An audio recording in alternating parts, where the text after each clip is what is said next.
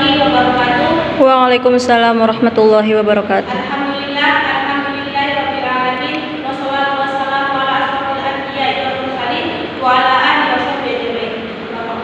Langkah yang pertama adalah kita mengucapkan puja-puji syukur kita kepada Allah Subhanahu wa taala yang telah memberikan kita seluruh nikmat, yakni nikmat kesehatan dan kesempatan sehingga kita bisa mengadakan perkuliahan seperti biasanya. Langkah yang kedua, selawat bersampaikan salam ke Nabi alam Nabi besar Muhammad sallallahu alaihi wasallam dengan lafaz Allahumma shalli ala sayyidina Muhammad wa ala ali sayyidina Muhammad. Yang saya hormati Ibu dosen pembimbing dan yang saya sayangi saudara-saudariku sekalian. Adapun tujuan kami di hadapan saudara-saudariku sekalian untuk mempresentasikan makalah kami yang berjudul Konsep Dasar Manajemen Operasional yang akan dibawakan oleh saudara kita Doni Azizi kepada saudara kita. Saya persilakan. Baik, terima kasih kepada moderator. Assalamualaikum warahmatullahi wabarakatuh. Waalaikumsalam warahmatullahi wabarakatuh. Di sini saya akan menjelaskan tentang definisi manajemen operasional, di mana manajemen operasional ini adalah sebuah bentuk pengelolaan secara menyeluruh dan optimal pada masalah tenaga kerja, baik itu peralatan seperti mesin, peralatan, bahan-bahan mentah, serta produk apa saja yang sekiranya bisa dijadikan sebuah produk, barang dan jasa yang bisa dijualbelikan. Sesuai dengan definisinya sendiri, manajemen yang berasal dari kata manage yang berarti mengatur penggunaan. Selanjutnya secara definisi, manajemen operasional juga sebagai penanggung jawab dari sebuah organisasi bisnis yang mengurusi persoalan produksi, baik dalam bidang barang maupun juga jasa. Istilah ini termasuk juga dalam segmen urusan mengenai perencanaan serta analisis dalam operasinya nanti. Sebagaimana kita ketahui bahwasanya keputusan adalah yang terpenting bagi seseorang agar bisa bersikap tegas dan tepat demi menjalankan manajemen operasional yang telah dijalankannya. Unsur manajemen terdiri dari perencanaan, pelaksanaan, dan pengawasan. Seperti kita kenal dengan sebutan POAC. Di mana di sini terdapat tiga tahap perencanaan. Terdapat tiga tahap. Yang mana tahap pertama adalah tahap perencanaan. Yang dimana meliputi penentuan strategi operasi kita, penentuan lokasi pabrik kita di mana, dan serta riset dan pengembangan produk yang akan kita jualbelikan nanti. Kemudian tahap pelaksanaan, yang mana meliputi pengaturan bahan baku, pengaturan proses produksi, pemeliharaan, dan pembagian fasilitas. Yang dimana yang terakhir adalah tahap pengawasan, yang dimana meliputi pengawasan kualitas, pengawasan terhadap kualitas produk, dan pengawasan biaya produksi serta operasinya. Yang dimana kita lanjut ke B, yaitu fungsi manajemen operasional dalam organisasi atau perusahaan. Yang dimana tentunya terdapat tiga di sini. Yang dimana proyek manajemen operasional memiliki beberapa fungsi. Yang pertama adalah fungsi pemasaran ataupun juga marketing function. Yang kedua fungsi keuangan atau fungsi function. Yang ketiga fungsi produksi ataupun juga operation function. Yang dimana yang ketiga adalah C, faktor-faktor yang mempengaruhi manajemen operasional organisasi atau perusahaan. Yang dimana menurut Hipkins pada tahun 1994, faktor-faktor yang mempengaruhi manajemen adalah manajer atau pimpinan pada dasarnya. Setiap tindakan yang diambil oleh manajer atau juga seluruh pemimpin mempengaruhi dalam hal seperti aturan-aturan, dengan kebijakan, serta proses-proses organisasi, terutama masalah-masalah yang berhubungan dengan masalah personalia. Yang selanjutnya adalah terdapat tiga yang dimana di sini dijelaskan. Yang pertama tingkah laku karyawan, tingkah laku pekerja, dan juga faktor eksternal organisasi. Ini adalah sebuah ruang lingkup yang dimana permasalahan yang dimiliki karyawan dari waktu ke waktu yang akan dilanjutkan oleh saudara Rahman dan saudara Rahman dan saudara.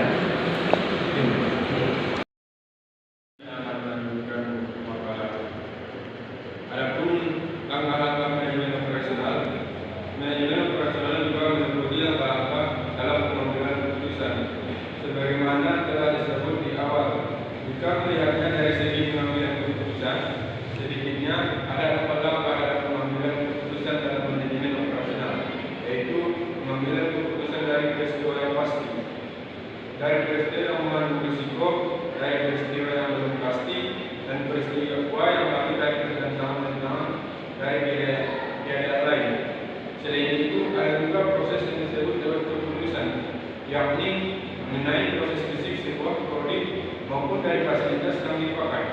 Juga dari sisi kapasitas yang terbukti keputusan dalam menghasilkan jumlah beserta pemilihan tempat dan waktu yang tepat. Ada juga manajemen operasional yang dilihat dari segi persediaan, baik itu mengenai apa yang dipesan, kualitas bahan hingga kapan bahan tersebut akan dipesan.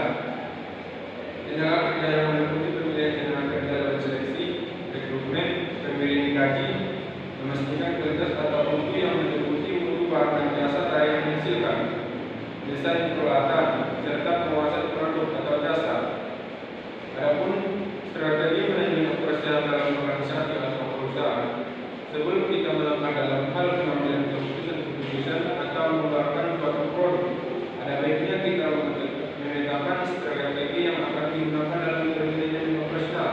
Salah satu strategi dalam menetapkan arah dan tujuan untuk mengambil keputusan bisnis lewat perencanaan formal sehingga mampu menghasilkan pola pengambilan keputusan yang konsisten serta menjadi keunggulan saat bersaing dengan perusahaan lain. Baik, saya akan kembalikan kepada moderator. Baik, sekian dari kami. Apabila ada kata-kata bersalah, kami mohon maaf. Apabila itu berhidayah, assalamualaikum warahmatullahi wabarakatuh. Waalaikumsalam.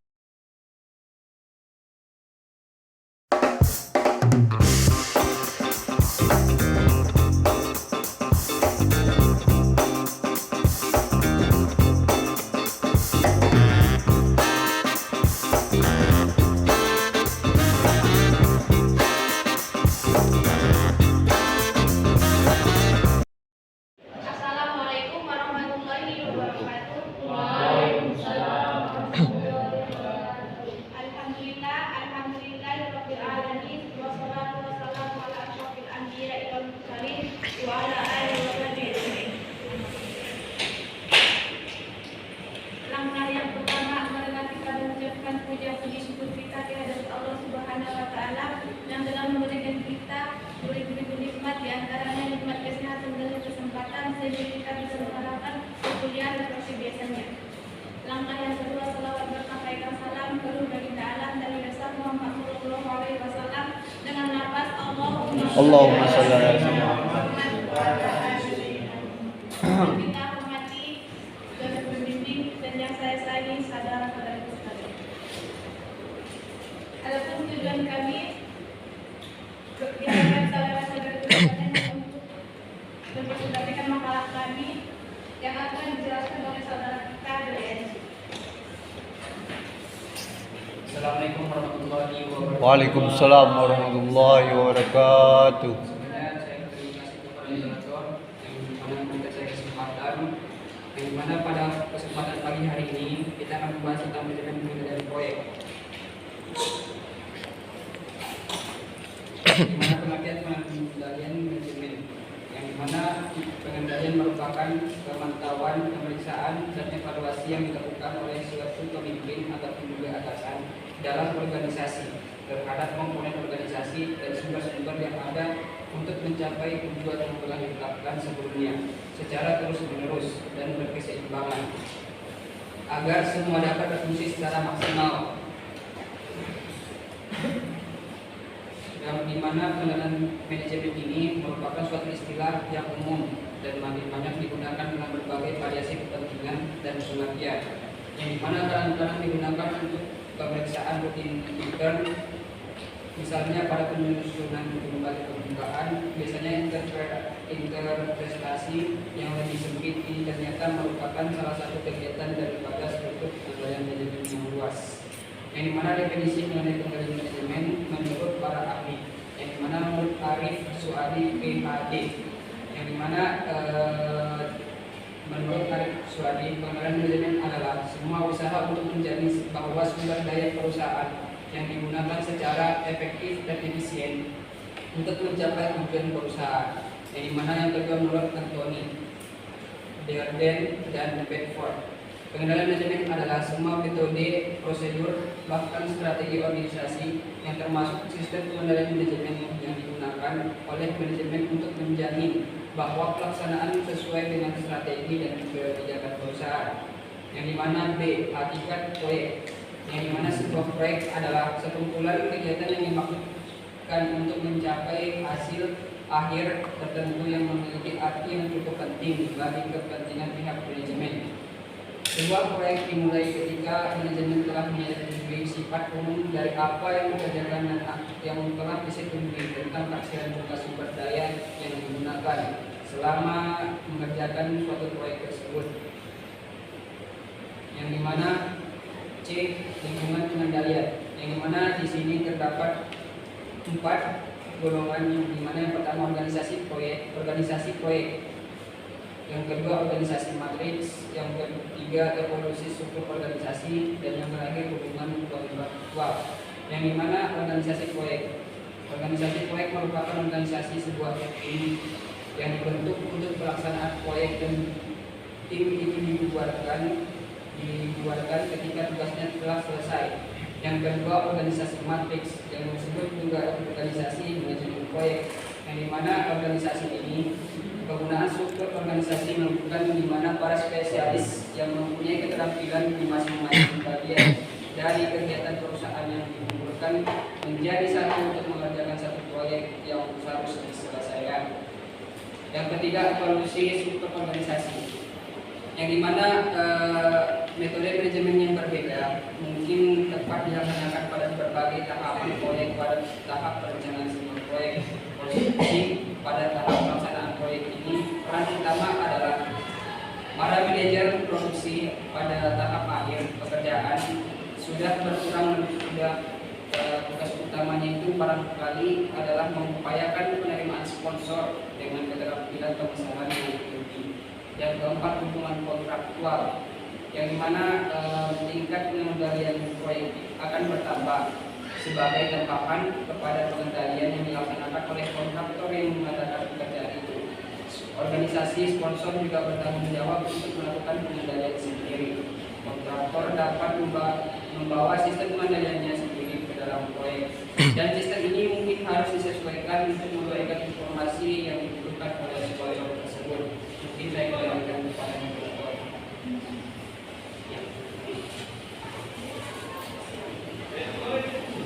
Dan yang akan dilanjutkan oleh saudara kita Asmana. Kemudian dari pelaksanaan proyek.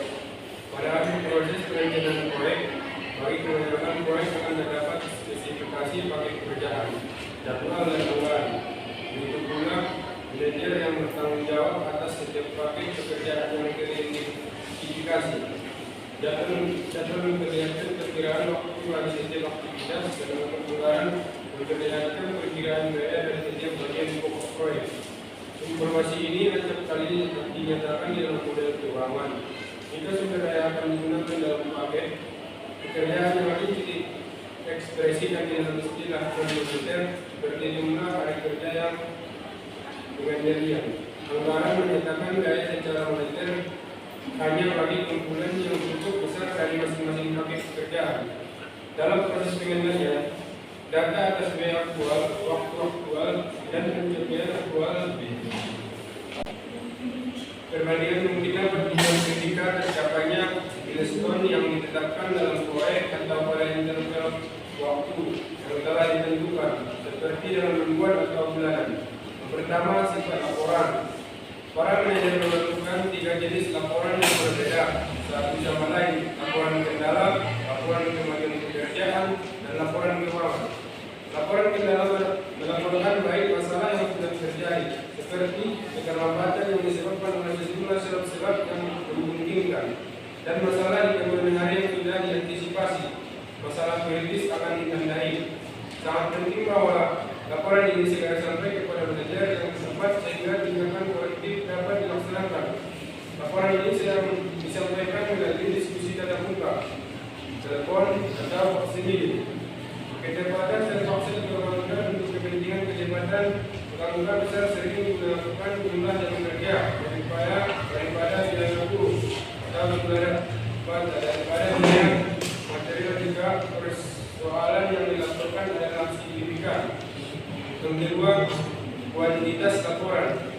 Untuk memastikan bahwa semua kebutuhan dan informasi telah terpenuhi, akuntan manajemen kadang-kadang membuat lebih dari jumlah optimum yang dibutuhkan dari laporan.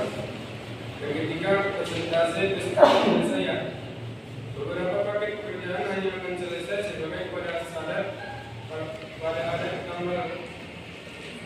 pelaporan, persentase penyelesaian dari setiap paket pekerjaan. Semacam itu harus diperkirakan sebagai dasar untuk memperbandingkan waktu aktual dan waktu yang dijadwalkan dan dibayar. Yang keempat, barang bukti kemajuan. Sebagai tambahan, dalam menentukan persentase penyelesaian tiap paket pekerjaan, sebuah rangkuman kemajuan dan dari keseluruhan proyek dapat sangat berguna. Yang kelima, daftar perbaikan. Mendekati akhir proyek konstruksi, sponsor menyiapkan daftar butir-butir pekerjaan yang harus diselesaikan, termasuk kelemahan yang perlu diperbaiki. Dan saya akan memberikan kepada Sekian presentasi kami. Apabila ada saudara dan saudara yang berkenan, dipersilakan sesi pertama. Baik, terima kasih. Assalamualaikum warahmatullahi wabarakatuh. Waalaikumsalam warahmatullahi wabarakatuh. Saya Afia dari Ruang Kulina yang bertanya kepada saudara, apa yang telah terbelakangi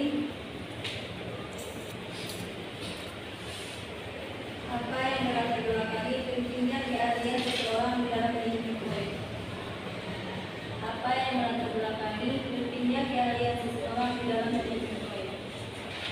Sekian, terima kasih. Berapa lama waktu?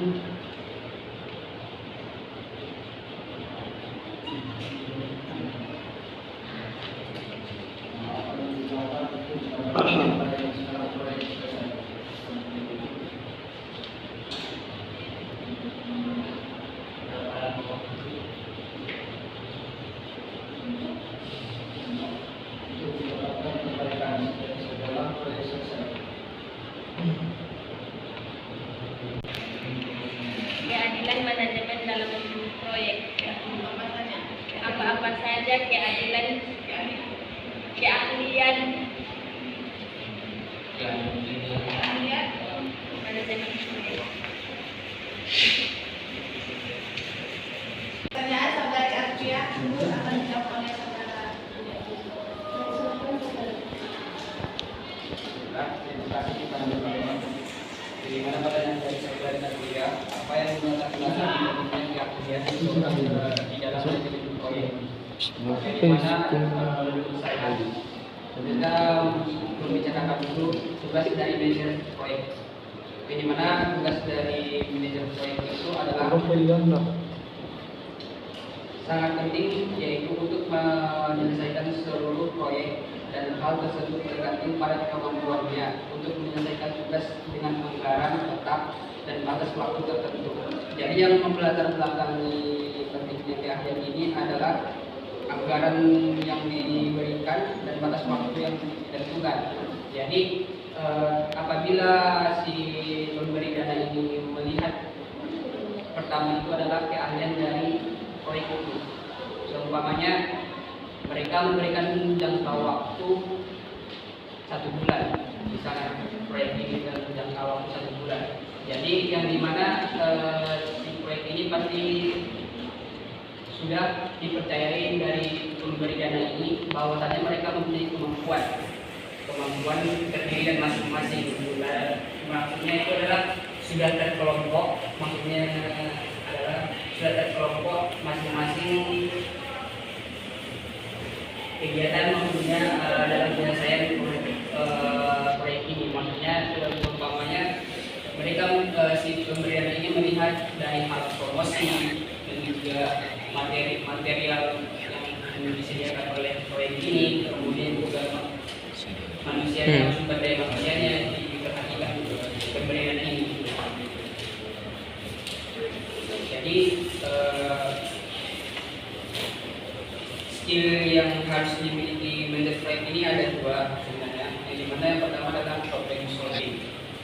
Yang dimana problem solving ini merupakan kemampuan manajer dalam menyelesaikan masalah secara efektif dan efisien. Jadi apabila si manajer ini sudah sanggup dengan apa yang proyek ini mintakan, atau yang sudah beri dana memberikan proyek kepada proyek ini, maka si manajer ini memperhitungkan skill yang mereka punya, sumber daya manusianya seperti itu. Jadi latar belakangnya yang mana? belakangnya itulah tadi masuk ke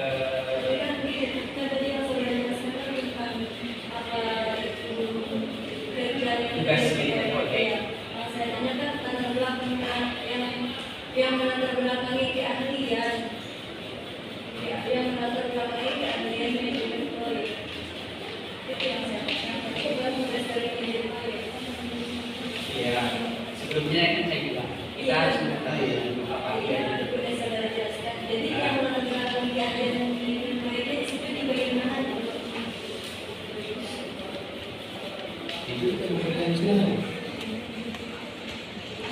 kalau yang membelajar belakang di tepinya keahlian itu ya dari ininya sih sumber daya manusia ya kan? Maksudnya dana yang mereka boleh masuk gitu kan. Jadi si proyek ini berpikir bahwa mereka sanggup gak sih? Ya kan otomatis kan mereka sudah sanggup. Maksudnya yang latar belakangnya sih ya itu.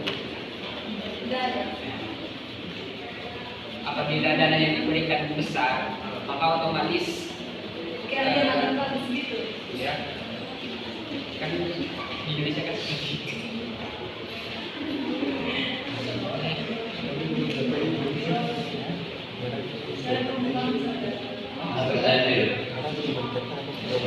apa yang latar belakang pentingnya keahlian seorang dalam bidang pentingnya keahlian Penting mah. Dari pertanyaan saudara Habib, berapa lama waktu yang akan digunakan untuk mendapatkan IPK setelah proyek selesai? Tentunya ini termasuk kelas ya. Jadi waktu yang kita gunakan itu tergantung apa kekurangan dari proyek. Contohnya kita membangun perumahan. Jadi kita ini dulu waktu 3 bulan. 3 bulan apa-apa saja yang diperlukan dalam sebuah apa-apa saja yang diperlukan orang dalam sebuah yang pribumi Dihargai lah ya. Contohnya seperti kamar mandi,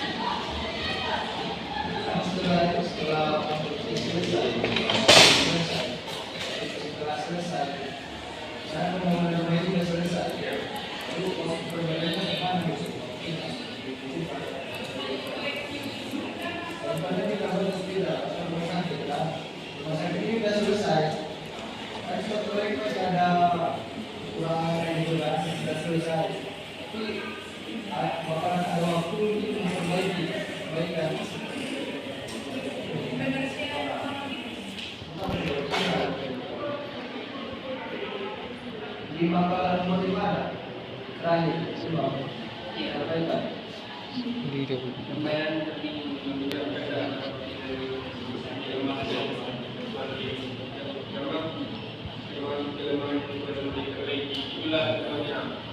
kalau dari perumahan, contohnya kita kekurangan perumahan gitu.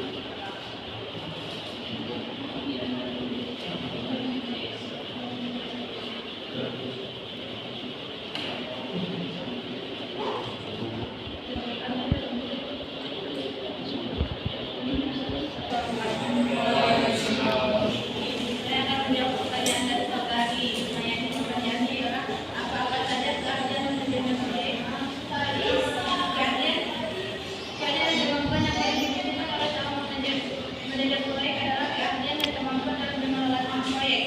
Keahlian dan kemampuan dalam mengelola proyek ini terdiri dari dapat menjaga komunikasi, dapat menjaga dan mengembangkan semangat tim, dapat membantu dan meningkatkan kecakapan anggota tim, dapat memotivasi tim, menjaga keutuhan tim, menambah kerjasama dalam tim, dapat menyusun tim proyek dan mempunyai sifat kritis terhadap prosedur dalam artian dari mengusulkan perubahan.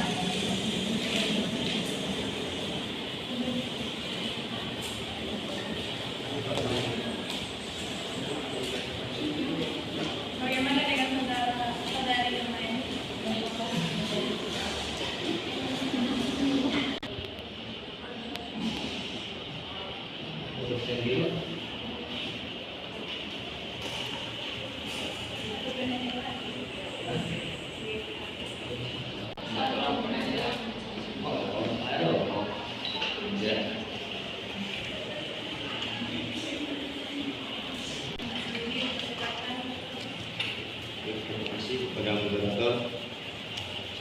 warahmatullahi wabarakatuh. Kan nama saya Ahmad Sudi Lubis. Sini saya ingin bertanya. Di sini di makalah saudara ada tertera pembayaran termin yang telah dilakukan selama pelaksanaan proyek biasanya lebih kecil daripada biaya ditambah dengan laba sampai dengan hari ini. Coba jelaskan maksud yang itu.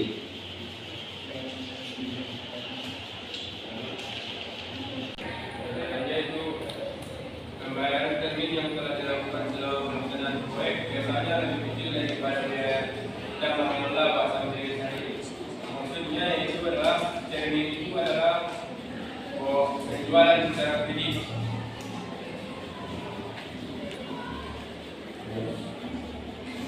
Jika juga disebut dengan cicilan karena dilakukan beberapa tahap.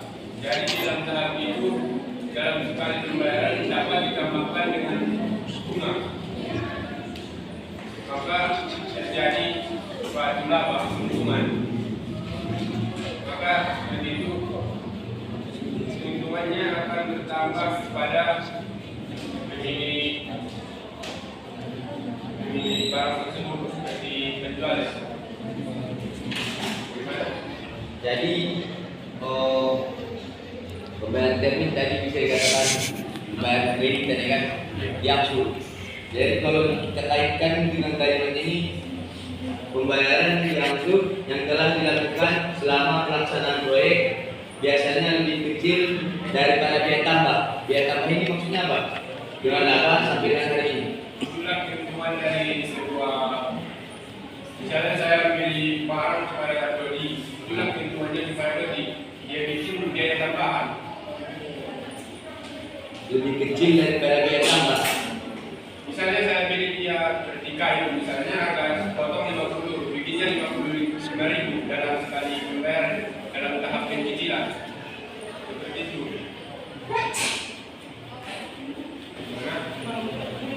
Jadi pembayaran termin ini pembayaran kredit secara angsuran yang telah dilakukan selama pelaksanaan proyek, berarti selama proyek berlangsung ya kan?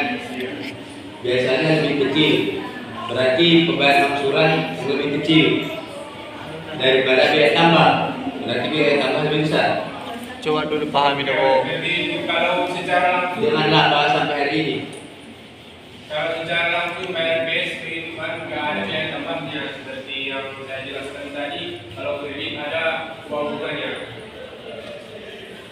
So, pahami yang nomor 5 itu kan bisa terjadinya pembayaran termin itu karena mendekati akhir proyek konstruksi, sponsor menyiapkan daftar butir-butir pekerjaan. Kan di sini maksud dari pembayaran termin yang telah dilakukan selama pelaksanaan proyek biasanya lebih kecil daripada biaya ditambah dengan laba. Apanya ini kan misalnya proyek sudah selesai, sponsor ataupun yang melaksanakan proyek itu memeriksa apa yang kurang dari proyek itu. Kan biaya dari menyiapkan proyek ini sudah dipastikan lebih besar daripada menciptakan proyek itu, sudah diperbanyak. Jadi yang ingin menambahkan tambah kurangnya dari proyek ini biaya termin itu.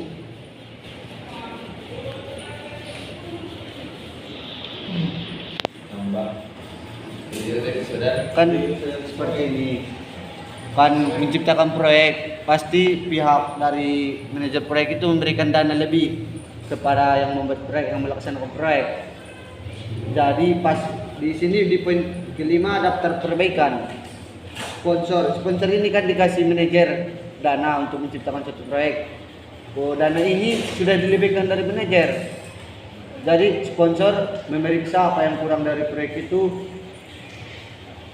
memeriksa apa yang kurang dari proyek itu. Apabila ada, maka dana yang lebih itu bisa dialokasikan kepada proyek yang kurang itu.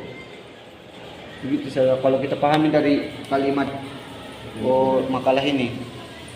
Terima kasih saudara. Bagaimana dengan saudara? Ya,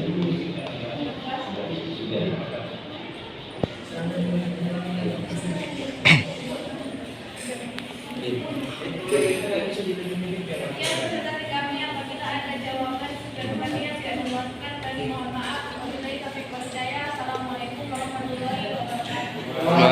Waalaikumsalam warahmatullahi wabarakatuh. Oh, uang mo kayo, marami. Uang mo kayo, kanalubin yung vinegar mo. Pinalo di